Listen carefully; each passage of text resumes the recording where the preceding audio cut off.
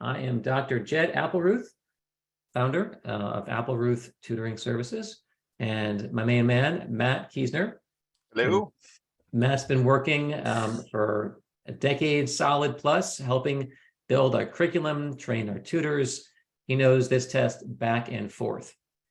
He's written our books. So Matt's a true expert in this space. So we're gonna dive in. We'll be doing kind of the back and forth, tag team approach with content. And then we'll have open Q&A with both Matt and myself. Okay. Gotcha. All right, let us begin. Here we go. The digital SAT, what you have to know. Now, first, just briefly, some of you may be new to Applerouth. And who are we? What are we about? First of all, we work with students for 22 years, and we try to help kids unearth potentials, believe in themselves. Our idea is to change your beliefs about what you can do, what's possible. You can change their outcomes and change your lives. That's our mojo. We do three things: academic tutoring, we do test preparation, which is tonight's talk, and we also coach kids in executive functioning. That's one of my main focuses. So these are our three branches of the company.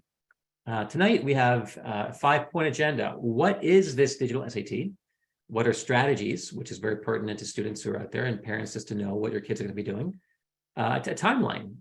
Sophomores are in this moment of transition. Things are changing. So there are options. There are different pathways ahead of you. We'll talk about those. Matt will lay out the 3 different timelines. The digital PSAT, it's coming in October. What to expect? What do we know? What do we not know? And then testing. It's here, and it's new and changing. But how does it fit in this largely test optional world, and how to think about that? And there was a question. Yes, there will be a recording, and we're going to be sharing it with you. It should be out in a couple days. So look for that in your inbox. All right. So let us again dive in. First thing first, the timeline. This slide used to include 2022, but all there were a bunch of red check marks because the College Board keeps hitting all their deadlines. So far, they've been impeccable. Every promise they've made, they've hit it. They're sticking their landing. So it's really impressive, and it gives us confidence that this is going to hit. And they're going to keep the October deadline for the PSAT, and they're going to keep the March next year.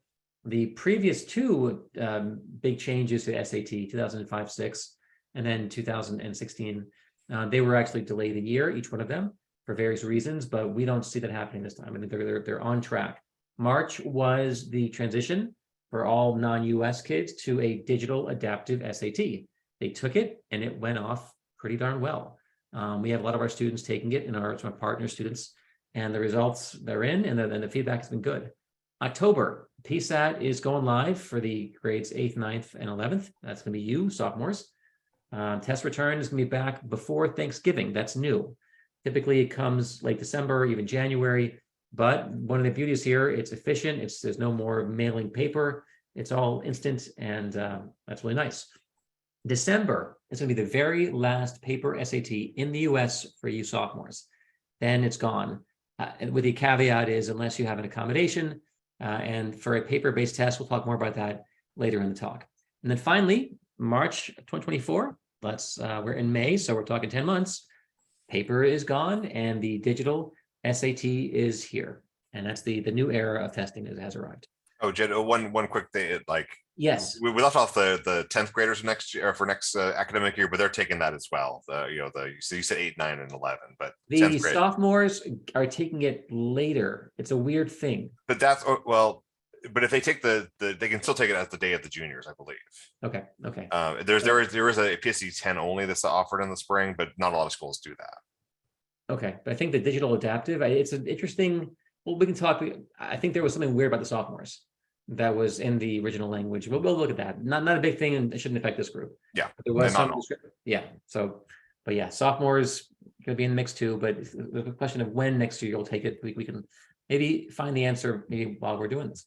All right. So adaptive testing, what is it? There are different forms of it. It's been around for a long time. In 97, that was the beginning of the adaptive test for the GMAT and the GRE. And there are different kinds. There's item adaptive, where every single item is adjusting to your performance. And that is the GMAT.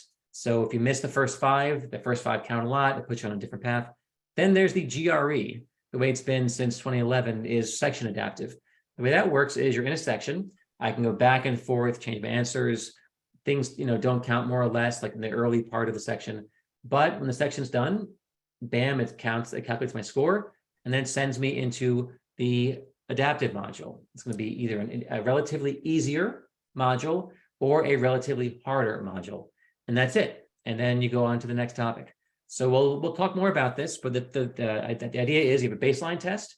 If you do pretty well, you go to the harder one, not as well, you go to the easier one, and then you move on. All right.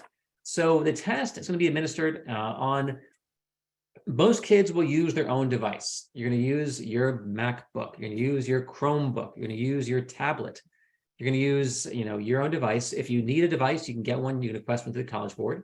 But the majority of kids are going to practice on the Blue Book app, which is available for download today. It's been around for months, and the experience on the Blue Book app today should be identical to the one you're going to be seeing in less than a year. So that our international kids were practicing on the Blue Book app. They went and they took the test on the same app. So that's pretty cool. You get to become familiar. There are no surprises. There's no big reveal. I mean, you can play with it tonight if you want to. And the application, the way it works is it locks down your device. You can't go on the web. You can't look at anything else. You are locked. The screen is locked. And you're going to download information and the test essentially several days prior to the actual administration, but it's going to be encrypted. You can't crack it. You're going to go in there on the test day, and the proctor will give you a code, and they're going to be giving out different codes, different people. You enter the code and you're unlocked, you're in. Until then, but one of the beauties of this is because you're downloading everything from the comfort of your home and your good Wi-Fi, for most students, that when you get there, all you have to do is download this tiny code, which is a second of Wi-Fi. And then the test is doing its thing. It's going to give you, the adaptive modules are already built in there. And then when you finish it, all you do is submit your answers, and that's a tiny text file, up it goes. So the Wi-Fi is needed for 2 tiny points and for very, very little data, a little code and then a text file. So it's very different than the administration of the ACT when it went international, where you had to have stable power and Wi-Fi the whole time. And that was a hot mess. And then there's some kids where the power went out and their tests were lost. This is much more stable and solid. And even if your computer powers down, everything is being timestamped. With every character you're entering, it's 8 minutes, 45 seconds, you're on this one. So if it turns off, you open back up on the exact spot. The same as like Google Documents. So everything's being timestamped. That's just really cool. So they thought through a lot of issues, and that's one of the reasons why the international rollout was so smooth. They've done a lot of good thinking on this. All right, so why digital testing? There are some critics who say it's because the numbers were down. It's a way to make it new and shiny.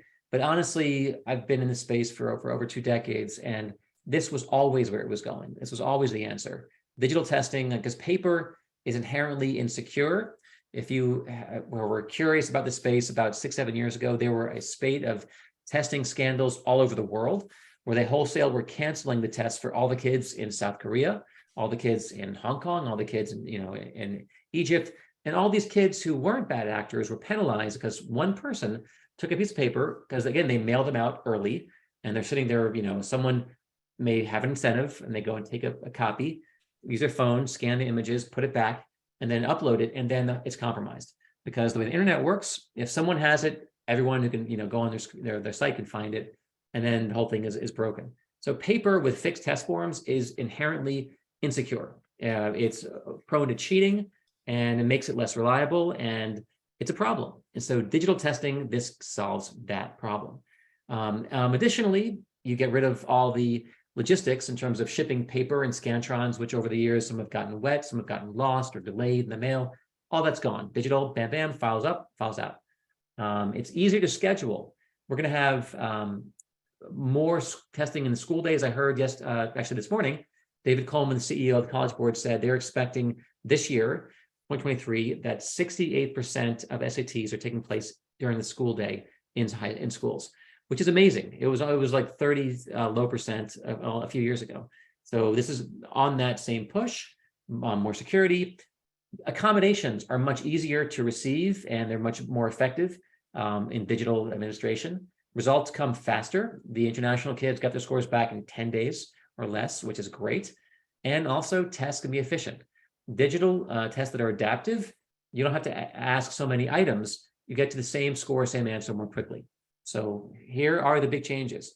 The test time is shorter. The administration time of the new test, with the break included, is 2 hours and 24 minutes. And that is a radical departure from the current 315, which actually is not embedded with all the pre-work you have to do when they're giving you the Scantron and you're entering your school code and you're gridding in your address and all the stuff, all the nonsense. That's all done at home before you go to the school. And so you're saving a lot more time than this full hour, which is great. You're going to have more time to answer questions. So there's less of a focus on speed. The pacing is really much, much better. Although you have to be thoughtful about pacing with the adaptive modules. We'll mention that in a little bit. So the reading and writing sections are smashed together into just verbal, where they're reducing the amount of grammar covered, but the number of items is really being reduced in those areas. The reading passages were gone are the 95 line big passage with 10 questions. Now it's going to be a short little hitter, 6, 7, 8, 9, 10, 11, 12 lines, one question. Next, new topic. It's more like TikTok, I've heard it called, but things are moving. You have to be nimble and agile and be ready to shift and pivot and be cognitively flexible. Additionally, you have a calculator on every math section. Before it was only on one, now it's always there. And it's a Desmos calculator, which I gave a talk last night to kids in New York, and the teachers were like, "Oh, Desmos, that's actually really impressive." It's like, the Lexus of calculators. So they have a version. You don't have all these scientific elements, but it's very effective, very clean. It's a strong tool that they're licensing for this. Other changes, we're going to see a lot more testing in schools, more flexibility, because having a test that's only 2 hours and 20 minutes, you could do some of the kids, it's Tuesday, some Wednesday, some Thursday. And then, it's period 1, period 2. It's really a fast test. And also they don't have to, have all the computers or tablets or Chromebooks, because kids are going to bring their own device for most schools, which makes the tech burden so much less on the schools and fast score return. Yeah, I was talking to some counselors, and they were like, "Oh, we can do it before lunch and not have to, not to reschedule everything." Exactly. Before lunch, even before third period in some cases, or, it's really efficient, which is lovely. Things are staying the same. A lot of the content is not changing. So if you're prepping for the current SAT, you are prepping for the digital one. The math is staying the same, although the word problems are being reduced. There's less reading, and the scoring is not going to change. A 760 means the exact same thing, same percentile. There's no calibrating, calculating. If you get a 650 now and then, there's really no concording. There's no change. That's great. The digital format, here we go. We have two 32-minute modules for reading and writing. You have two 35-minute modules for math. Total time is 2 hours and 24 with the break. You also have some pre-test questions, which are experimental, at 8 total, which are not going towards your score. They're going towards helping the College Board calibrate level of difficulty, make sure the items they're going to be asking aren't biased towards a gender or ethnicity or geography, make sure there are good answers, and also calibrating how easy, medium, or hard the questions are. So they build tests that have the right level of difficulty. The timing of the test, you're going to have, I think I've kind of talked about it, it's a much shorter test than the current SAT or the ACT. You also have more time per question. This is an important slide. So look at how much more time you have. On the digital SAT, you have 71 seconds per question compared to on the ACT for the same content, 44 seconds. That's a big deal. On the math, you have 95.5 seconds per question on a math problem for the SAT compared to a flat minute. That's an extra 60% more time on the SAT. It's so much more spacious in terms of timing, which makes the ACT a much speedier test. All right, and they intentionally did this. They were doing some pre-testing and experimenting, and they realized if we lop off 4 questions of reading and 2 of math, more kids finish without rushing. Therefore, they did it, and it's very student-centered, student-focused. I think it's great. Now, the number of items is remarkably lower on the digital test. Look at this. So for timing, first timing, you have this is for verbal. You have 64 minutes total for the 2 modules for verbal. versus 100 minutes for the current SAT and 80 for the ACT. And look at the items, number of questions. You have 54 verbal items on the digital SAT compared to 96 on the current SAT and 115. And that's the difference. When you have classical testing, I have to ask enough questions to help me differentiate and discriminate of are you getting a 780 versus 790 versus are you getting a 320 versus a 340. So I have to ask a lot of low-level questions, a lot of high-level questions. But again, the kids who are scoring in the 300s probably don't need all those super hard questions. And concurrently, those kids going for the 780s probably don't need, the very, very basic questions. And so with adaptive testing, you can reduce. You can get to the answer faster and not have so many wasted questions, which really aren't that helpful. And then time per question, there's a breakdown. So it's much faster than the ACT and also meaningfully faster than the current SAT. Now, the experimental items, for decades, there was an experimental section that was separate, standalone. When there was a 10-section SAT, it was the 20-minute section. After 2016, it was at the end, either kids took an essay or they had an experimental section in many cases.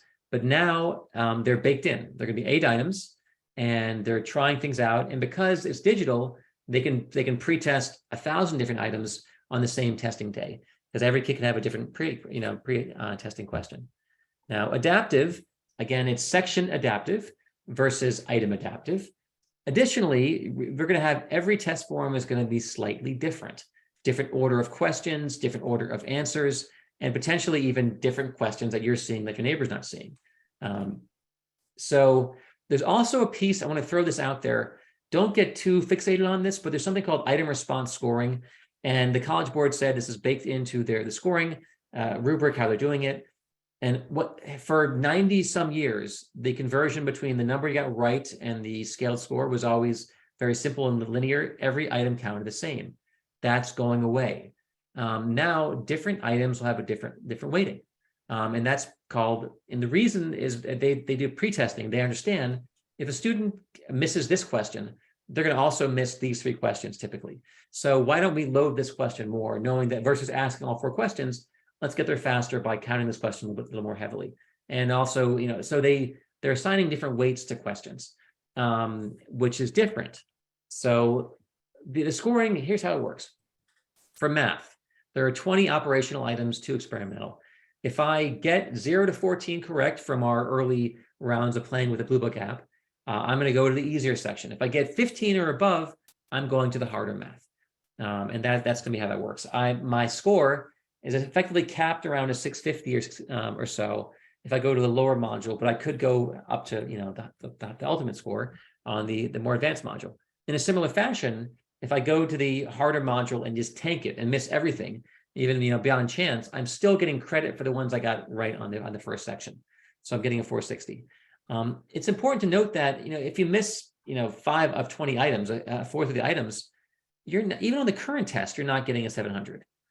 So this really isn't that different or that new. If you miss 6 items, you're below 700. Period. Paragraph. So that's really not changing. But the scoring, it's important to understand how it works. And I mentioned the item response scoring, so you understand an important distinction here. So look at these 2 kids. We have the kid in blue and the top kid in green. Let's say the kid in green, or kid in blue first, didn't do as well on the first verbal module. Got 18 right on section 1, module 1, then went to the adaptive module, was funneled to the easier one, got 25 right. So total correct, 43 correct, scaled score 560.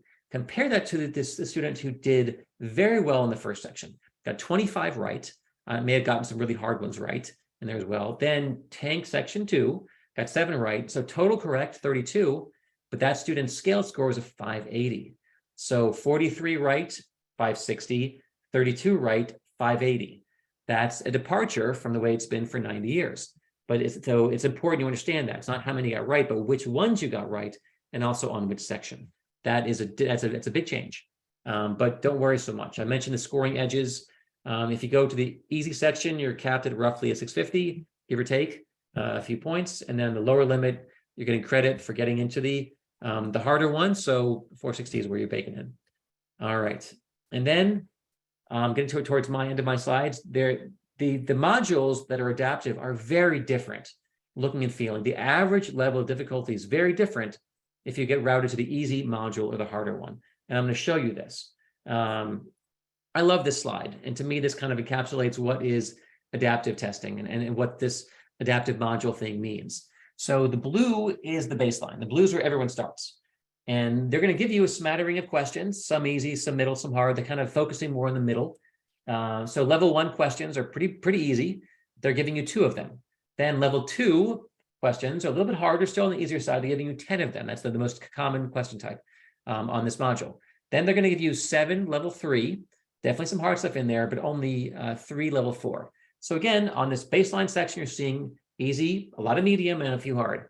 If I get routed to the easy module, here's what I get. This is the app for Math Test 1 from the Blue Book. You're going from having 2 level 1 questions to 7. So I'm getting a lot of level 1 questions. I'm going from 10 level 2, I'm staying at 9, but level 3 drops from 7 down to 5. Level 4 goes from 3 down to 1. So I'm going to find myself in a relatively easier test. Now look and compare that to the hard module, how different that is. Instead of having 7 level 1 questions on the green, I'm having only 1. So I'm getting some easy, but not that many. Level 2, I had 9, now I have 4. This is the big change is this one. And I had 5 level 3, now I have 12. So a lot more of the harder questions. And then where I had 1 level 4, now I have 5. So these tests look and feel very different. And part of it, some of the feedback from the international test was kids who were humming along on the baseline section with their timing. You have to be mindful that you're coming the same number of questions, but meaningfully harder questions. So you have to adapt your pacing when you're on the easy, because you need some more time for those more advanced questions. All right. And now I'm going to give the hand over to Matt. Yeah, thanks, Jed. So I want to talk a little bit about some like general strategies and get into a little more of the specifics on some of the differences between tests on there. One thing to kind of go off that slide and experience that I had, which is the first time I was taking the or one of the times we're taking the practice test available, is that I got to the second math module and the first couple questions were easy, and I had this, I thought I was doing well, and so even I had a little moment of doubt. So don't let the first question of any module, don't try to think about which module I'm in. It's really easy to overthink this test, and I'm saying that as someone who does this professionally and kind of enjoys taking tests and trying to figure out the puzzle. What's going to be better is just like there is a question in front of you and you need to focus on that question and try to answer that question. Don't worry about it's the item response theory or in there of the kind of weighing on there is algorithmic thinking, and that there is actually different metrics in each question, and so it's impossible to really see that while you're testing. And I think thinking about it is going to limit your score, because it's when you need to be focusing on solving the algebra question in front of you or determining which answer is grammatically correct. And likewise, the experimental sections are going to be questions are going to be mixed in. There's no way to identify which ones they are, and you just have to answer all of them equally on there. All right, so I want to talk a little bit about some of the specific changes to reading questions and the reading writing section. This is the amount of it that's changed the most in there, and they got rid of longer passages and multiple questions for those. The reason is that they doing that with multiple longer passages makes it harder to kind of make that test more adaptive, because if you don't understand some politics passage and there's 10 questions on there, that's really going to affect your score. But then that just might be that passage versus all the different range of ideas that you could possibly come across. So now having one little topic and a question, it should give you a more diverse understanding of your reading comprehension on there. And everything in the reading and writing questions, they fit into categories. When you start taking this test, you'll notice that there's a pattern to it. They start off with the vocabulary questions first, and then go into structured questions, and then get into information ideas about general reading stuff, and then comes the grammar, and then it ends with this expression of ideas, just kind of making choices about effective writing. And so there is definitely a flow to it. All right, next slide. So to give you a kind of an idea of what these questions look like, so here's the new sort of format where we have essentially like one sentence, right? And we have to add a word in there to make sense. So this is similar to the kind of sentence completions they asked for in back before the 2016 change. And having been a tutor at that time, there was a lot of time about trying to figure out learn 1,000 words. And I remember, and as Jed remembers, we had a box of vocab cards. That isn't the kind of words that they're using. On the back end, they basically digitized a bunch of common college textbooks, took out all of the articles and prepositions, those kind of the helper words, and then got rid of anything that was kind of too specific to one discipline. And then they found what are the 1,000 words you need to know to be able to read a college text. But you can see with the answer choices here, these are not these are not words to stump you in there, and they're not words that are haven't been used since the Victorian age. Right. And then another fun one they got is some command of evidence here. This is where the current test has where you have these evidence-based questions where the answer choices are quotes. Here you get the wild experience of the answers are quotes from a poem that you don't get to read in its whole. So here you have to, the test really likes the idea of claims. And so it's saying the poem, the speaker compares the changes in the season to the adjective is beloved. You have to okay, which one makes the comparison, even though you don't have that poem in front of you, which is definitely a difference kind of thinking in there. And also it's important to recognize that the first question was very much a humanities question, and now we have a poetry question. And so previously the SAT had locked itself into a very limited kinds of passages with politics and natural science and literature, social science. And personally, I think they may have run out of politics passages that were worth quoting at a certain point, because it's been almost 10 years. But I think they're happy to open things up and have a little more diversity of English language. And another kind of challenging question is the inference questions. And these ones are where they're always you're completing the text. So you're essentially finishing the last sentence. And so you have to go through here is understanding the logic of it, right? And here we have this passage is some pretty heavy science here and research, and you're definitely gonna see that stuff as well. So it's not just all gonna be poetry and and stuff like that. And so thinking about logic, thinking about there's they use the word however, what is the logic of those things, and then to kind of they find the one that that builds the idea on there. So so that's definitely a new kind of question. And then the perhaps the weirdest new question is you have this research synthesis. These are always at the end of each module. They give you some students' notes, and they're just kind of flat sentences about things. And then you have to build a sentence that accomplishes a specific task that they're asking you for. And focusing on what it's saying that they want to introduce this research for someone already familiar with global warming, which answer phrases that best. So that's not all of the styles, but those are some of the newer things. To get into math, so there are fewer questions. We talked about those before, and there are some less topics. They've gotten rid of any kind of imaginary or complex numbers, but most of the stuff remains. And then one thing they've really tried to get around it is less reading. There's kind of that, if you can imagine it like an SAT or standardized test question where they're they're saying that Chauncey is buying cantaloupes for the cotillion, and all that phrasing is just that's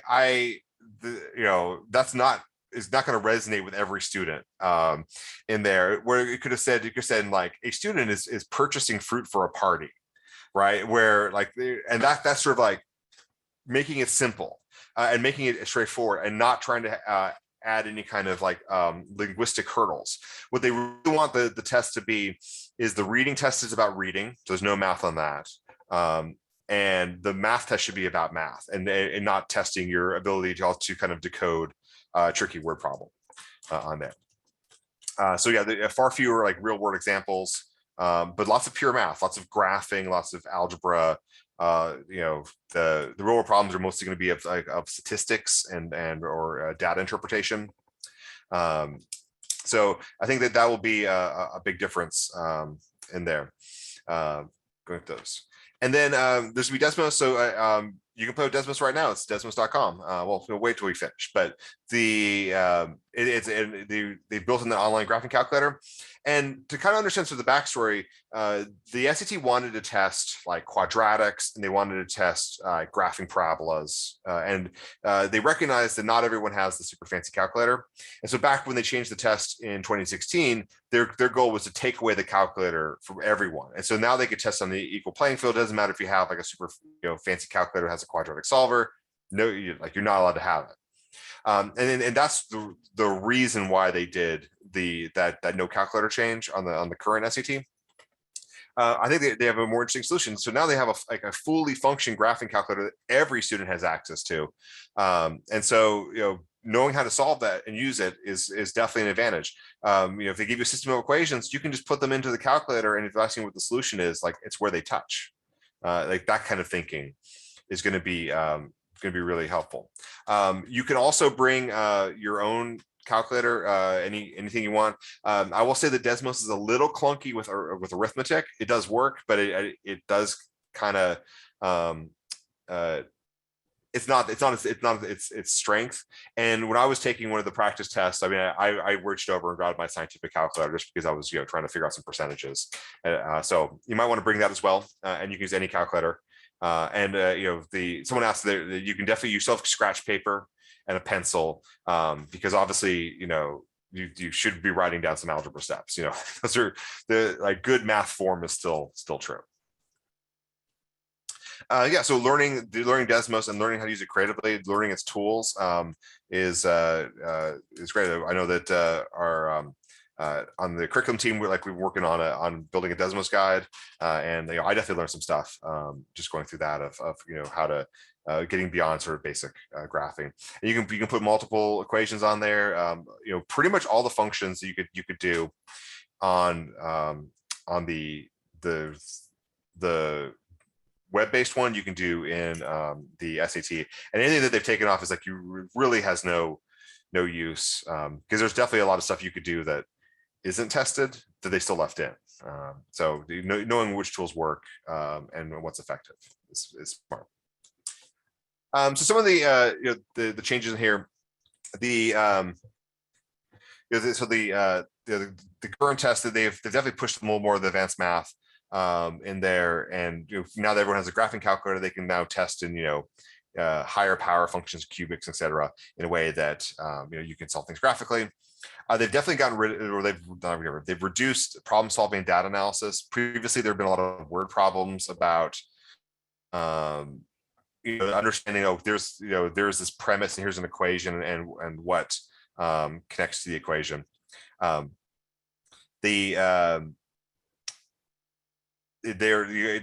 get rid of some of the some of the extra language, they had to get rid of some of those questions. And the geometry does go up, but I was kind of saying to Jed earlier, it's about the same number of questions. It's about 4 or 5 questions per test. It's just that there's fewer questions, so they didn't make it 1 question instead of 5 questions. So that's where the percentage went up. But I don't see anything about the geometry trig that says that it is more in depth. And they still give you in the Blue Book app, you can click and you can see all of the geometry formulas that they've had on the test for years, and I don't know, forever. They've given you the area of a circle and the Pythagorean theorem. All right, and we said this kind of before. There will be different test forms. Interesting enough, with the rollout, there wasn't too many like it seems that a lot of kids had similar questions because watching them talk on Reddit, they seem to be talking about the same sort of questions, but maybe these were like sort of, smaller changes where like the A, B, C, D were in different order or something. But I think they want to get to a point where everyone's taking a different form. I think they're still kind of building that library. All right. So digital testing tools, like the Blue Book does come with some nice stuff. You have your timer and you can turn it off. You can hide it if seeing the timer stresses you out. You got the reference sheet, like I just mentioned. You have the ability to annotate. That should say specifically in reading. You can highlight in reading, and you can actually write a little notes. For some reason, it's not turned on the math, which seems weird to me. I think you should be able to highlight words in a question. Magnifier if you need it. Answer eliminator, which is great. I would highly suggest turning that on right away.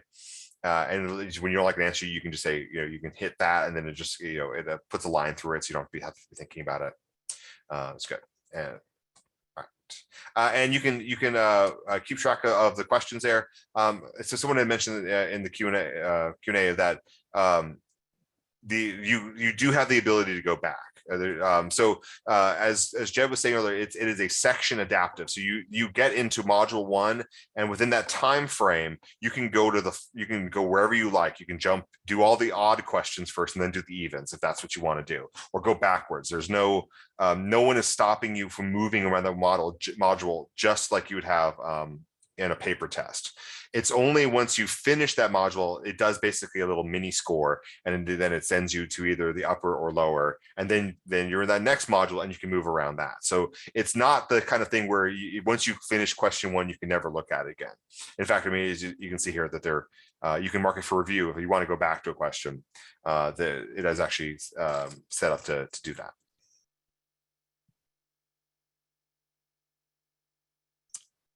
All right, so we'll talk about some ways to prepare for the digital SAT. I mean, I think the first thing is to take a practice test for it, learn the format, learn how to use Blue Book, learn the kind of question types. They are definitely, especially on the reading and writing section, there's a flow to it, and kind of learning like how that feels.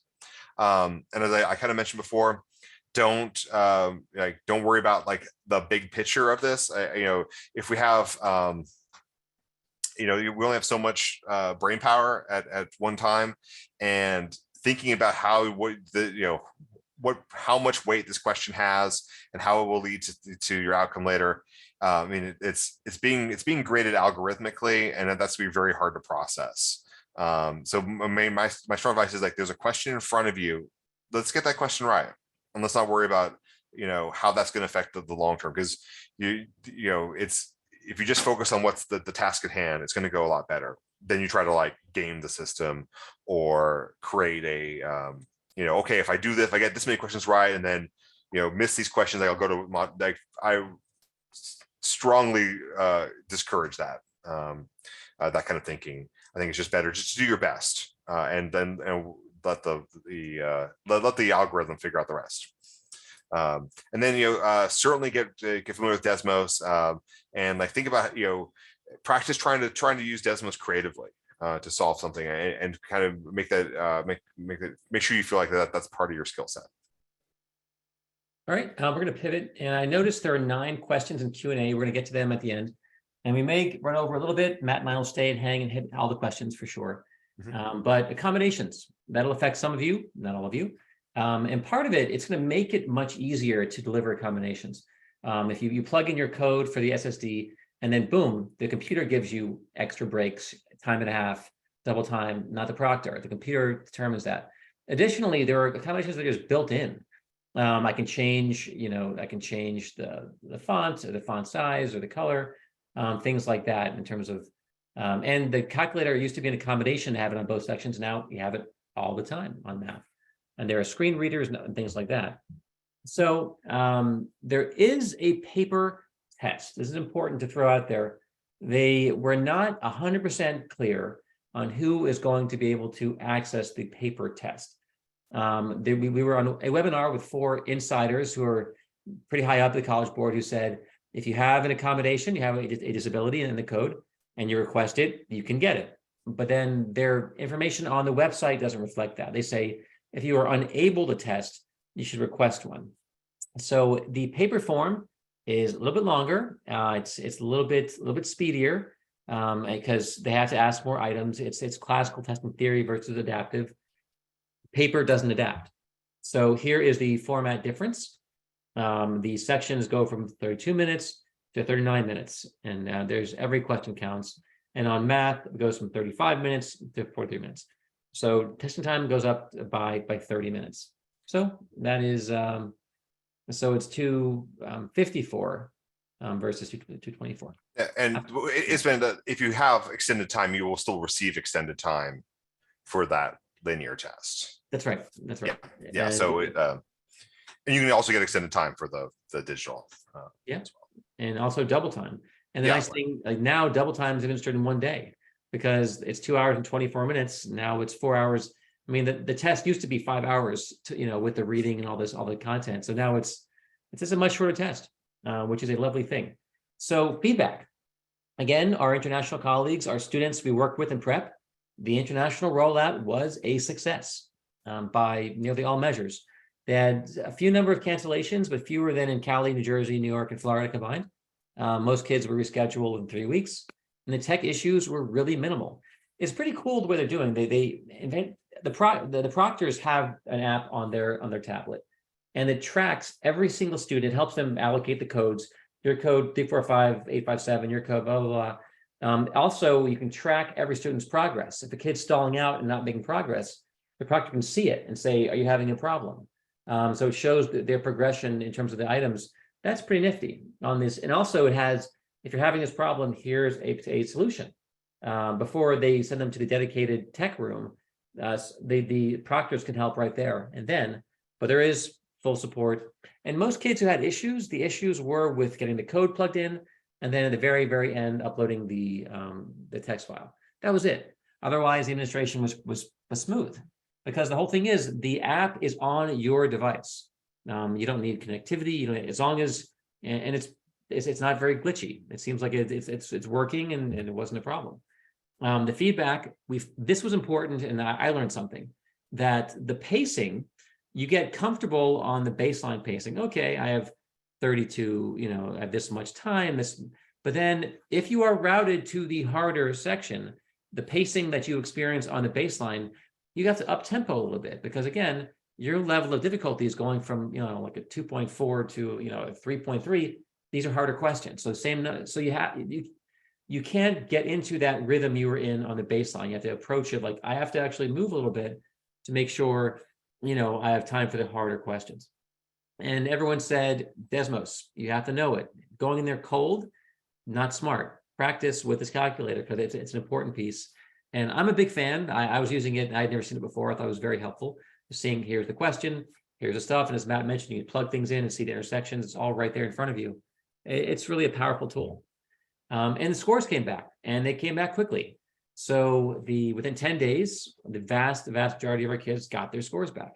There were a few cancellations, few issues. So I would mark this as a success. The thing that we don't like here at Applerouth, or at any company I talk to, is the score and test return. This whole algorithmic scoring, a little black box, they're not giving you the level of detail that we've been used to for decades in test prep. It used to always be that, for the PSAT give back, I would talk to parents, look for these patterns in the answer choices, where you're getting fatigued at the end, that you hit a hard passage. I could analyze how they were doing, and I have my heuristics I use. But now we're not getting that level of detail. We're not getting the richness that we're used to. And so this student, as an example, for the reading and writing, kid got a 730. Let's see where they went wrong. So reading and writing info and ideas, looks like they have all 7 black bars filled in. How many questions? I'm not sure, 12 or 14, somewhere in that range. English conventions, that's the grammar stuff. Kid did very well. Whether 11 grammar or 15, I don't know. The expression of ideas, that's a one area where there's one of my 7 bars are missing. Did this student miss one question, 2, or one very hard question, or 3 medium questions? I have no idea. At the beginning and the end, no clue. But I know that bar means I lost 70 points. look at the math kid. So problem solving and data analysis, I'm missing 2 bars of my 7, and geometry and trig, I'm missing 3 bars of my trig. But it's important to note that geometry and trig is only 15%. So as Matt mentioned, there are only 5 items. So maybe I missed 2, even though I'm missing 3 bars. But trying to figure out how many you missed, where you missed, how hard, you don't know any of it. So effectively, I don't know how many geometry questions there were. There were 5 to 7. I don't know how many the kid missed, where or how or why. So because of that, it makes it much more important to get good, rich feedback. And one of the things, like companies like Applerouth, we actually have developed our own practice tests, which have much more rich feedback that are much more useful for analyzing how am I doing. And even the Blue Book app doesn't give you a fixed score or other things, but it does tell you what you missed at least. That's very important. Okay. And right, thank you, Peter. Now, students and administrators, they seem to prefer the new test. The data out there, our students seem to like it. There was a 5,500 kid pilot, and 8 out of 10 kids who had taken the paper and digital said paper was better. That's a big deal. And administrators also said, you know what? It's easier, it's faster, we like it too. So popularity with the kids and the admins. Why kids like it? Test is shorter, less focusing for 5 hours. Now it's 2 hours, 20 minutes. That's better for a lot of kids. Passages are shorter. So there's no working memory load if I have to memorize where I am in this 90-line thing. It's just short thing. I'm right here, next. More time per question. That's less speedy. Everyone loves that. Always have a calculator. People like that. Faster results. People like that. Good things. Now for timelines, I'm going to hand the thing back to Matt, and we'll talk about the 4 different pathways. Yeah, I saw some questions in kind of perusing the chat there, and I think this will answer some of these. So, we're talking for class of 2025 for current sophomores. This is the transitional year. So you have options of different ways to do this. I think it's for those, especially those who are students, I applaud you for doing this now. In May, and and getting this information, because if your peers aren't, there's gonna be a lot of confusion, and it's like more stress, and junior's a stressful year. Like everyone has admits that. So first one is that you can still take the paper test. You can take it, but you would, if you want to just stick with the current paper test, which they've got the 8 practice tests and lots of information, and plenty of books about it, and we know this test well. There's nothing wrong with that. The caveat is you have to finish by December, because the December SAT is the last time that the paper current version of the SAT is going to be administered, and then it's going to go. It's going to be retired. And this is going to work best for, go back, for students who are, if you've already taken Algebra 2, you've done all the math that is on the SAT. If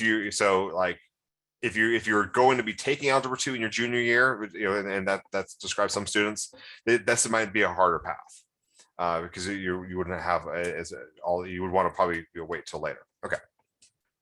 And then there's hybrid testing, so you can take the paper test and the digital test. There's you don't have to lock to one.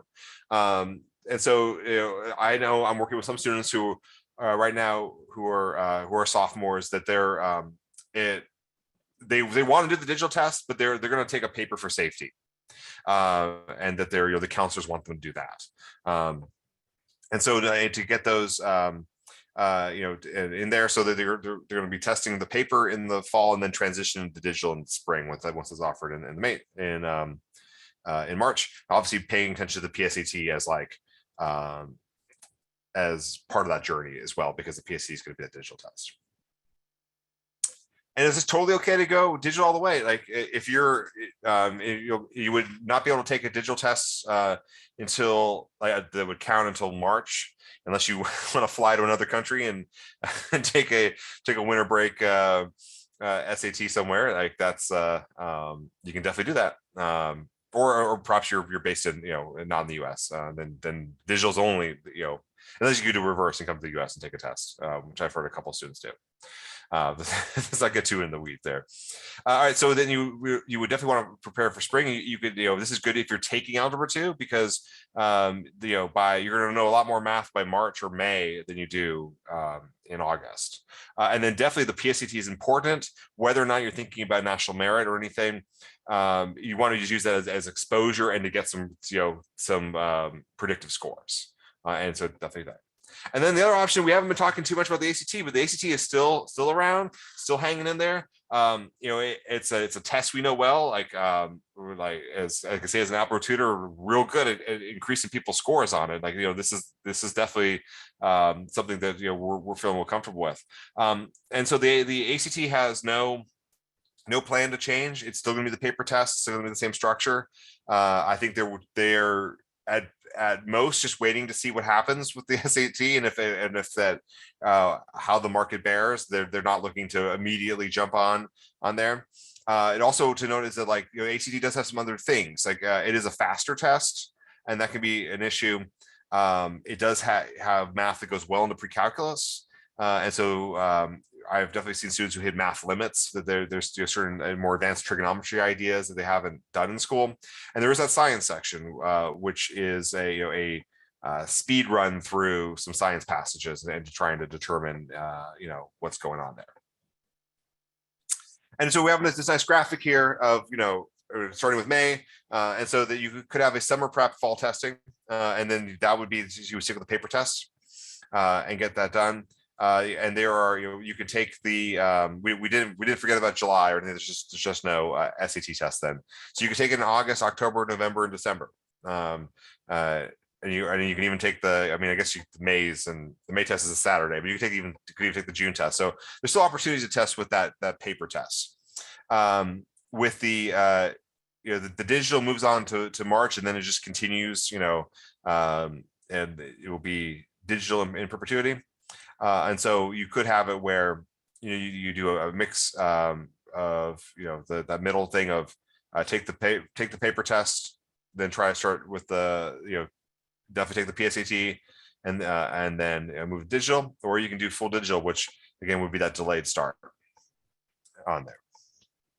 All right, so the why you might prefer digital. I mean, it's shorter.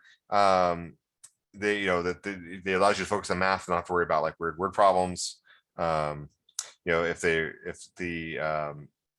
it's your computer, it's it feels familiar, right?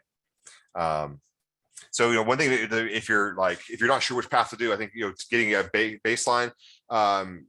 They take a paper test, see what your scores are, or use your PSAT scores from earlier this year. Take an ACT, see what it's like, right? Don't just assume that the ACT is not for you. Give it a try, and certainly try the digital tests. And as Jed said, we've been working real hard on making our own fully adaptive version of the SAT. Got it. And I'm looking at the time. I think Matt, I kind of and the number of questions that we have outstanding. Peter, let me ask you to kick out the poll just while we're here.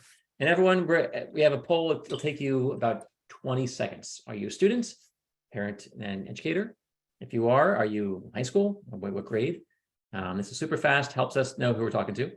The three things that we do. Is there any of those that you want help with? And if you want someone to reach out to you, that's it. It's short and easy. Okay, and let's finish up the PSAT, and I'm going to skip some of it into the questions, Matt. Yeah, that's fine. Just top of the PSAT. So to make very clear, the PSAT moving forward is now this digital test. So the PSAT you took last October, that test has been retired, and will be such. The content between the PSAT and the digital SAT is very similar. It's only some of the most advanced math ideas, and for some weird reason, circles are not on the PSAT. There'll be flexible scheduling. So traditionally, the PSAT had been in the October of the middle Wednesday of October, whatever that falls, and the kids are taken nationwide. it's now between October 2nd and 31st. So different people will be taking different times.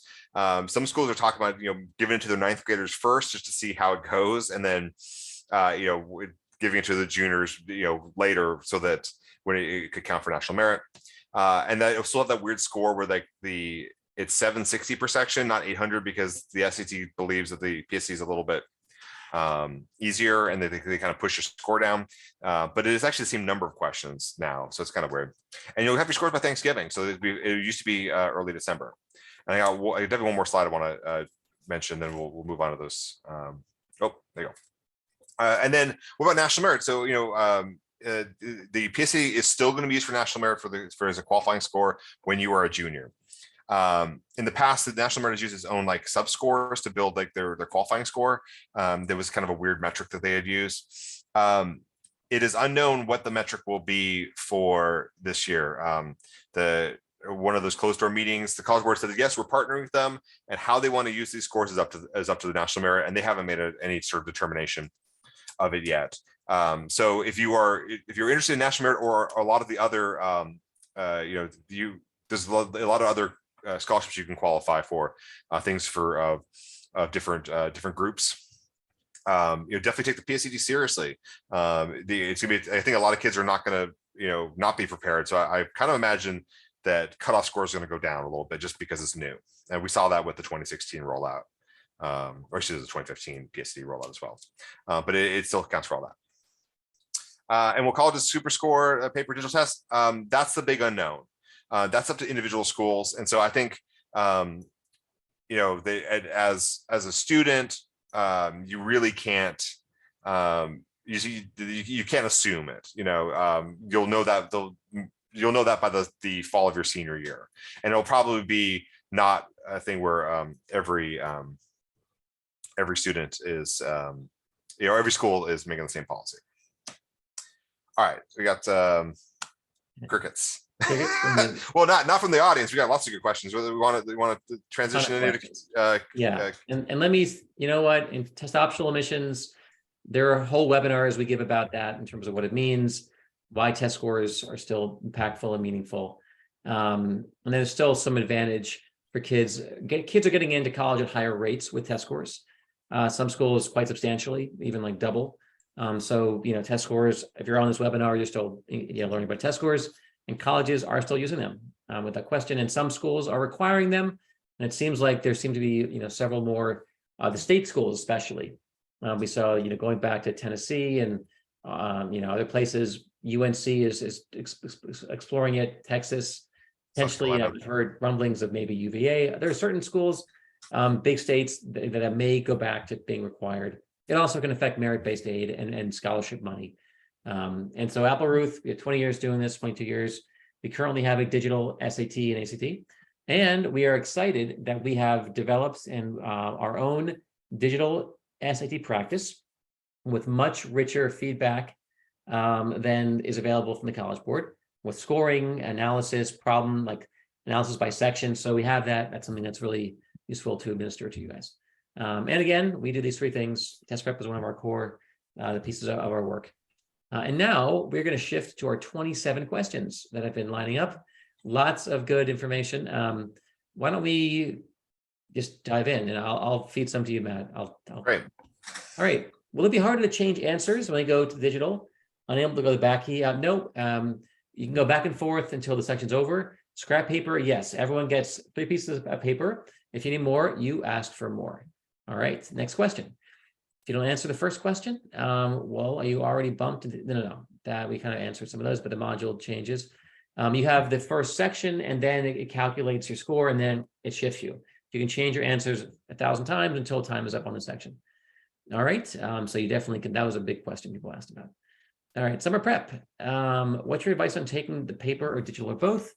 I feel like I think I answered that with those slides. I think that question came in before. But if you want to do all summer prep, the summer leading up to your junior year, you need to stick with either the paper SAT or the ACT. You have to wait until the summer of your senior year, which I would say I've helped students in that moment, but that would not be my preference. Yeah. Can you bring 2 calculators? I think you have one, right? I mean, it depends how much your proctor likes you. You know, like, I don't know. Like, plan on one. I think you got one in the computer. You got one in your hand. I think you're good. Yep. All right. We got to read. We're straddling the option of paper in fall December, digital in when it comes out. You folks seem to be encouraging taking it before it goes digital. Well, not necessarily. I mean, I'm actually a big fan so far of what I've seen on the digital test. There are a lot of reasons why we like it. For the shortness, it's less speedy. You know, just make sure you do your practice, your baseline test. But I see no problem with paper or digital. Depends on the student. Get your practice tests in and find out where you're stronger. Yeah, I mean, it's always the answer. I think that there's some concern that the scale might get weird early on, and it might take a while for it to like kind of like settle of like what it, you know, what's a 800, what's a 700, and so like we kind of like, it's, I guess it's like the devil, you know, like I think of like we kind of know what the expectations are on a paper SAT. Yep. Practice test. The Blue Book app. There are 4 digital tests you can take on the Blue Book app, and there are 4 paper ones. The College Board, just type in College Board linear test. There are 4 of them, so we have 8 tests to work with right now. So you can definitely take practice.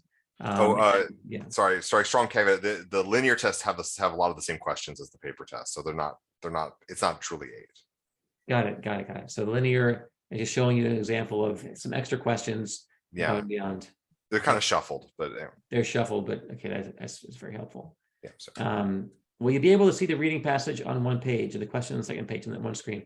It's one screen. Yeah. So it's right there. Here's the passage, 12 lines, and there's a question.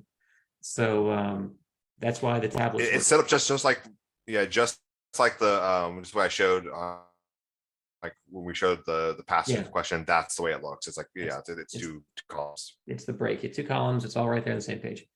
Okay. How accommodations be incorporated? Again, you plug in your code from the SSD, Civilized Coordinator, and your accommodation is granted. You still have to apply for them, and you apply for specific ones, but it's not going to change. And in many ways, it's easier to give accommodations on the new test. Can you use your own graphing? Yes. Can you use scrap paper? Yes. Yes to both. All right. And this was all about the SAT. Yeah, it wasn't about the ACT, except for it's still there. It hasn't changed. We definitely give talks about the differences, but this talk was all about the digital PSAT. Where you take it, you take this test predominantly on a national test day. It's on a weekend. You go to a test center, a school. I took mine at Georgia State at a college. But you know, again, about 2/3 of these are taking place now at the school. At home currently is not an option. These are going to be at a proctor location. Yeah, it's not testing on demand. You can practice on demand. That's right. In terms of the duration of math versus verbal, 32 minutes per module. What's the total time? It's like 64 minutes, and that was in the previous slide. But honestly, you Google it, and it's right there. PSAT is adaptive. Yes, it is. All right. He said, watch your pace in the adaptive section. Isn't the whole test adaptive, your module adaptive? No, because the baseline, everyone gets a baseline, which has a smattering of questions, which lean a little bit more towards easy, medium questions. If you get thrown then to the harder adaptive, you have the same number of items, but a harder average difficulty. So it's same time, but harder questions. So make sure you don't get into a nice, easy, casual rhythm, because the adaptive module can be more challenging. And if you're in it, do you know why the return info is minimal? Part of it is because the comparisons are going to be so strange. You missed, I got more questions right than you, but my score is lower than you. I'm mad. So all that goes away. And I missed the really higher counting questions. I got 12 right, you got 12 right, I scored higher. What's up with that? This eliminates all of that. And so all the comparison, all the fussing over the score, it wipes it out. And that, I think, is why, and it's hard to explain this algorithm, this, these new heuristics, these new rules. It's not so simple as number you missed, scaled score. This is, well, you missed this one, or you missed in this one in this section. So the scoring is complicated. They figured we're not going to even go there. Take it again. But that's one of the reasons why having feedback from like an Applerouth practice test was better, because we were giving you the full detail. I think one way to think of it is that it's like it will reduce the number of complaint calls they get from parents. Fewer complaints. That's right. Because it is complicated. It's not so simple. But it's the trade-off is it's more complicated, but that's why it's shorter and less speedy, because they're able to make it a more student-friendly, efficient test. But the cost is there's more complexity in the scoring, and they solve complaints by making it more black boxy. Can you address super scoring? The digital, yeah, we don't yet know. It's going to be easier to super score because the scales aren't changing. That was a problem in 2016 when it was recentered, and the center went from 1,000 to a 1080, and then is this 750 the old to the new? And most schools didn't, but now a 750 is 750. There's no change. It's much easier to super score, and we don't know yet which schools will or won't. Option 2, take paper ST, then digital in the spring. Can you submit only the paper? Yeah, score choice, you choose. And additionally, if there aren't schools anymore really which require all testing, maybe like 1 or 2 schools if of 2,500. And also it's mostly, like you can submit, and then it's like students, you choose to submit, and then many schools ask for verification only once you're accepted. That's a new thing going on. I think of option 2, the hybrid.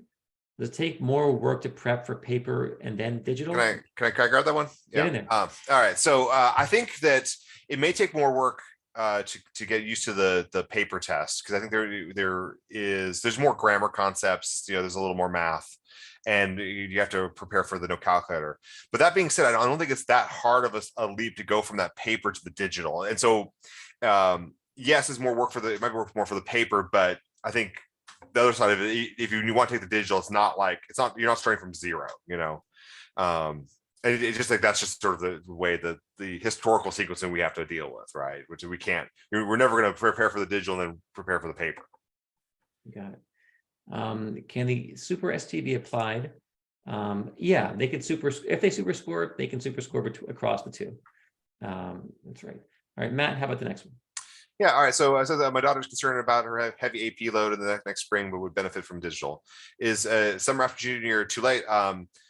No. It certainly isn't too late. I mean, because any college you could test until October, and it's just recognizing that you would probably want to transition at least to the June test, and start right after that AP, the beginning of May, like what we're in right now. And then realize that you have a shortened window, and I would also do things like obviously pay attention to the PSAT when you take it, and do some things with do some practice to get some familiarity with it, even if it's not intensive prep, so that it's not like a new concept starting in June. Perfect. Digital samples, yes. Type in College Board Blue Book app and download it, and then you can go and experiment with their 4 practice tests this evening, and you can see what it is right now. So those are available today. If you're a freshman, you're taking digital PSAT as a sophomore. Yes, you are. Are we going to offer digital PSAT prep classes? I think that we're building those right now. We Yeah. also have a PSAT masterclass, which is for students looking for national merit, and then also a PSAT foundations, which is just these are one-off seminars that we teach where you go through some practice. There are 4 questions about what is this word superscore. What a superscore is, we didn't clarify that. If I take the SAT in March and then in May, I get a higher verbal score in March. I get a 720, and then a weaker math. But then in May, I do great on math. The college will take my stronger verbal and math and look at them together as my composite score. So they're super scoring across different tests. That was a good question. Yeah, we're doing the inside baseball thing. Yeah. We assumed you knew that word. That's the word that we use for 20 years. You register on the College Board. Go to collegeboard.org and type in your stuff, and you sign up right there and then. And deciding, take the dual baselines. Get a practice ACT. You could use the PSAT and make sure you're comparing the two before you make any moves in terms of which one. Because some kids are better on the ACT, because we didn't mention this, but the level of reading is actually a lot lower on the ACT. And so it's there are differences. So it's less intensive, they're throwing at you some Shakespeare or hard content on the SAT. You don't see that level of reading. And some kids can handle the pacing. And some kids are really good at science. So some kids are better on the ACT. So even though we're giving this whole talk about the SAT, they're both good tests for different kids. All right. To be clear, if you end up in the lower module on both the verbal and the math, are you capped around a 13? Yeah. If you, Well, Matt? I mean, you're not going to know, because they remember that they're not, you see how vague the score report is. You're just going to have you're just going to have a 1300, and you're like, unless it's going to be, did you feel that you were on the lower section? Yeah, so you don't know. Yeah, if you ended up, but you have no idea. They're not going to tell you which module. I know if I got a 1480, I was in the upper module. But if I get a 1250, I could have either, gone in the easy and crushed it, or gone in the hard. Not done. You have no clue, and they'll tell you. So worrying about that, but only if you crossed over. And it's just, you took the test and you got a 1300. Like, yeah, what that means does, I mean, you're not going to really figure out how that happened. Yep. Matt, next one's you. Are all the questions pertaining to, yes, a single passage? Yes, you have one passage and it's like a couple sentences, and then a question right next to it, and then you click to the next question, and it's a new passage, new question. That's right. Every time. They're one hitters. It's one passage, one question, next passage. Yeah. When you see the score return, does it show if the student answered questions on the easy level or harder? No, you'll never know. Is there a way to see your wrong answers? No, there's no way. That goes away. And also, look, there used to be 3 tests they give back each year, gone. But they promise they will give more practice on many more things. Is there a list of grammar concepts tested on the digital SAT? I just wrote the Applerouth for curriculum on there, so I can say that, yes. Bam. I'm gonna go quickly. There's a test on boundaries, which is like commas and punctuation, and then also just making sure that like you connect 2 independent clauses correctly. Then they have form, structure, and sense. So that's going to be about verbs, about pronouns, apostrophes and possession, and misplaced modifiers. And that's it for grammar. Yeah.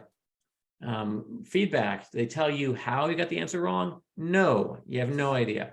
That's why the importance is practice testing, because that rich feedback is gone. Are there schools who will not super score? Yes. Every school chooses, and you can go on the College Board and find out, did they super score or not? And no one's on the books yet. Will they super score the digital to paper? That's going to be coming probably in the next 6 months. We'll see people taking a firm position on that. All right, but many do super score. A sophomore taking geometry. I'll take Algebra 2 in fall. Junior year, is it too late to take a summer ST in the summer of 2024? No. No. I mean, it's definitely, but you're recognizing that you're going to have a close window. Also, like if you're taking Algebra 2, I mean, you can take the March or May test during your junior year. I mean, it's not like they're going to wait till all the algebra to the very last, the very last week of the school year. So you should be fine. Well, like certainly by March. And our last question: taking the paper test in December, when do you tend to get your score back? Typically, a score return for paper testing is, I think, 2 weeks, something like that. Weeks. Yeah, thereabouts. So probably get it back for Christmas is what I would guess. Yeah, we have answered all 50 questions. This is a good one. That's how we do it. All right. Yeah, so we'll do more of these. I didn't answer yours. Sorry. I thought I did. So in the grand scheme, we're going to have more webinars, more discussions of this topic as we learn more. But so far, the early rollout, as we take courage from that things went well, and we expect this to keep going and developing. So look for more webinars, more content, more articles about this. And if you need any help with this, it's what we do all day long. So please reach out, and everyone have a great night. Thanks so much.